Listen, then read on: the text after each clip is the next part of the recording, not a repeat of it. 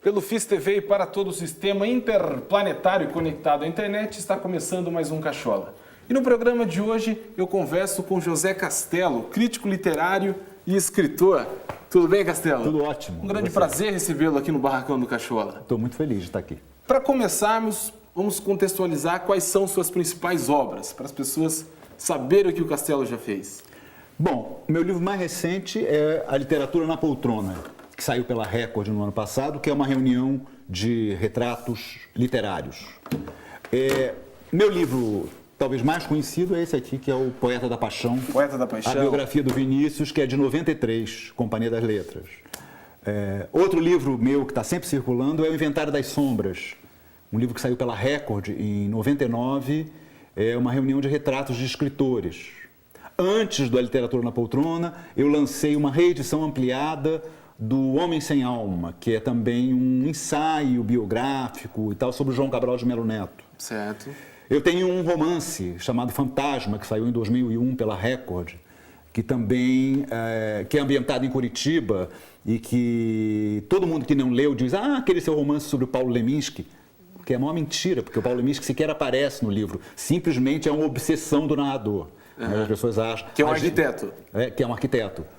Enfim, acho que são esses assim, os que estão rolando mais hoje nas livrarias e estão mais presentes. Certo, e como crítico você escreve para o Globo? Eu tenho uma coluna semanal no caderno Prosa e Verso do Globo, que é o caderno de livros, e sou colaborador regular desde o primeiro número do Grande Rascunho, aqui de Curitiba. E sou colaborador também, aí de uma forma mais eventual, do Valor Econômico, da revista Bravo e da revista Época, sobretudo. Perfeito. E antes de você se dedicar com exclusividade à literatura, você foi um grande jornalista. Trabalhou na Veja, foi chefe da sucursal do Rio de Janeiro, da Isto É. Sim. E como que você abandonou a carreira jornalística, que era uma carreira intensa, para se dedicar com exclusividade à literatura? Como que foi tomar essa decisão? Aceito uma tubaína, senhor Castelo? Obrigado. Vamos lá, tubaína. Um brinde. Um brinde. Uma tubaína. Opa. De Springfield. Radioativa. Eu ia... desde garoto que eu queria ser escritor. Eu ia fazer letras. E aí um professor de literatura meu do secundário me convenceu, olha, você vai fazer letras para quê? Eu falei, não, porque eu quero ser escritor. E ele me disse, então não faça letras. Se você fizer letras, você vai virar professor de literatura, e professor de literatura fica crítico demais em relação à literatura e tem dificuldade de escrever, você não vai conseguir escrever nada. Certo. Você vai ficar dando aula o resto da vida. Eu falei, tá, então o que eu faço? Vá ser jornalista. Porque o jornalismo vai te jogar no mundo. E o escritor é o cara que se joga no mundo.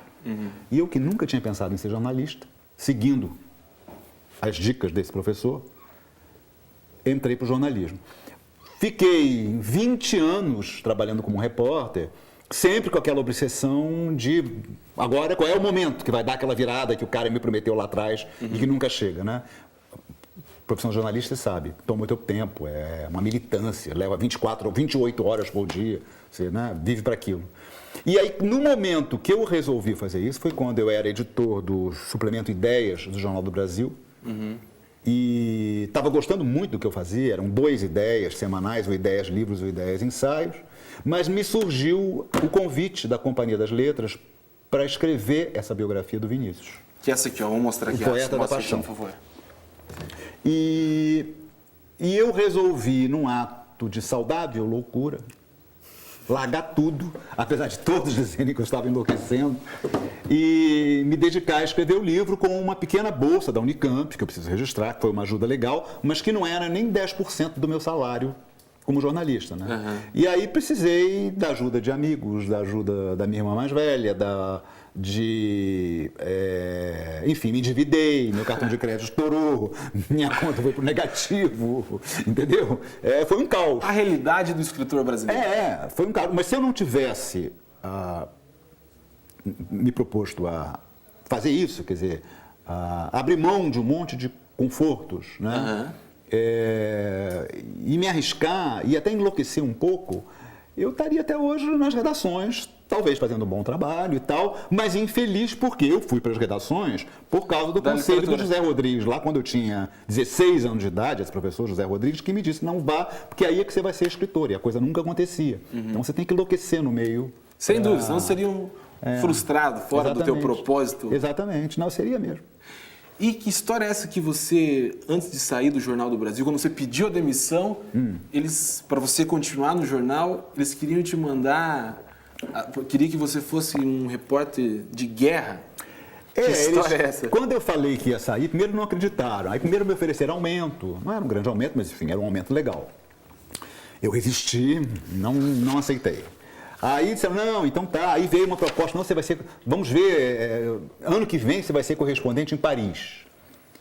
Aí eu falei também que não adiantava, que era uma grande proposta, eu ficava muito orgulhoso que confiassem em mim para isso, mas eu não ia abrir mão.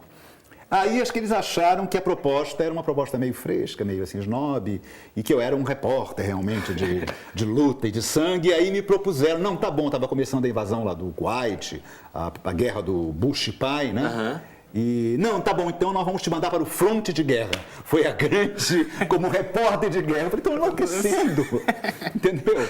Eu prefiro ficar aqui no arquivo de office boy, de motorista do jornal, entendeu? Não vou fazer isso, pô.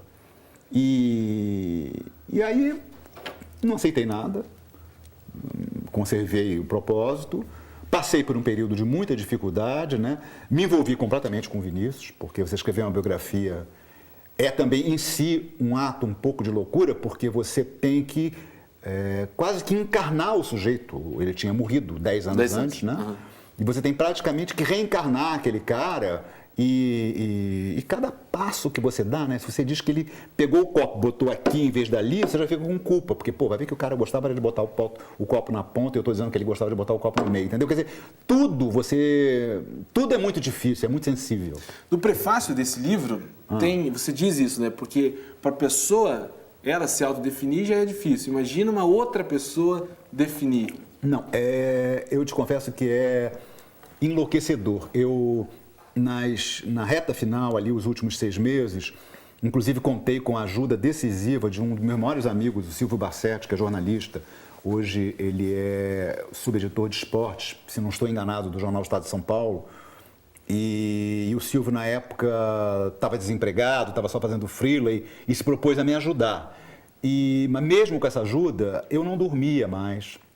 Eu não conseguia dormir, eu deitava para dormir, começava a sonhar com Vinícius, com coisa, acordava, ouvindo tarde da porra. Não tinha pesadelos, tive pesadelos que o Vinícius tentava me matar, a facada, a tiro, que ele me perseguia, só tinha pesadelo com o Vinícius. E aí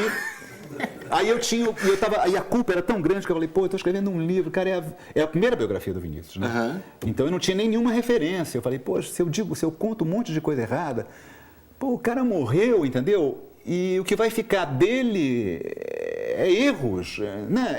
É uma responsabilidade muito grande, certo. Realmente muito grande. Aí eu até pensava, não, que antes de entregar os originais, eu iria ao cemitério, levá-los para ver se ele aprovava a tumba do Vinícius, quase que fazer uma oração, eu que não tenho religião, mas achei ridículo demais também, não fui. Aí fui, entreguei os originais, e aí quando eu voltei, estava voltando para o Rio, fui para o aeroporto, e cheguei no aeroporto e pensei, eu não consigo voltar para casa, eu não consigo fazer mais nada, eu estou à beira de uma pane geral. Aí eu olhei para o quadro de avisos e fiquei vendo assim, qual é a cidade em que eu não conheço ninguém? Aí tinha Belo Horizonte, na época eu não conhecia ninguém em Belo Horizonte. Aí eu fui no guichê, comprei uma passagem para Belo Horizonte, desembarquei em Belo Horizonte, perguntei onde tem um hotel aí, 3 estrelas, estavam lá, fui para o hotel, dormi 4 dias seguidos. Ouvindo? Não, dormindo. Não. Para me recuperar. E levei não estou dramatizando, levei alguns meses para desencarnar. Porque é um processo você encarna na pessoa. É muito legal, mas é uma aventura muito perigosa, até muito desgastante, estressante. É o seguinte, se você estiver assistindo pela internet, é só dar o play lá no vídeo abaixo que a conversa aqui com o José Castelo continua. E se você estiver assistindo pela TV, espera a gente aí que o Cachola já volta.